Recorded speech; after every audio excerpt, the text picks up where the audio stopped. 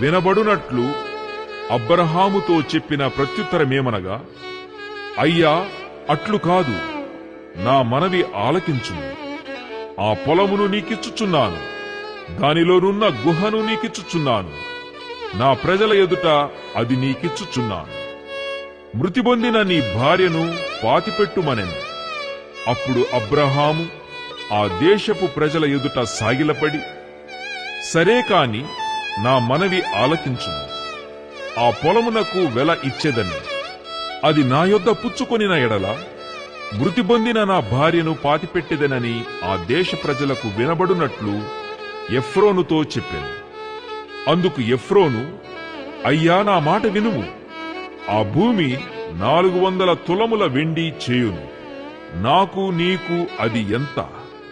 మృతి పొందిన నీ భార్యను పాతిపెట్టుమని అబ్రహామునకుత్తరమిచ్చాను. అబ్రహాము ఎఫ్రోను మాట వినెను.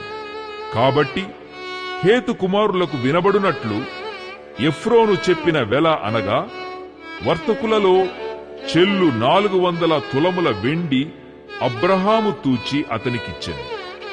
అలాగున మమ్రే ఎదుటనున్న మక్పేలా యందలి ఎఫ్రోను పొలము అనగా ఆ పొలమును, దాని యందలి గుహయు, దాని పొలిమేర అంతటిలోనున్న ఆ పొలము చెట్లన్నీయు అతని ఊరి గవిని ప్రవేశించు వారందరిలో హేతు కుమారుల ఎదుట అబ్రహామునకు స్వాస్థ్యముగా స్థిరపరచబడింది.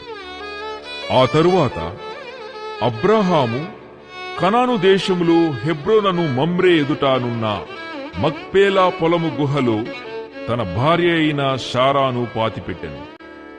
ఆ పొలమును, దానిలోనున్న గుహయు హేతు కుమారుల వలన శ్మశానము కొరకు అబ్రహామునకు స్వాస్థ్యముగా స్థిరపరచబడెను.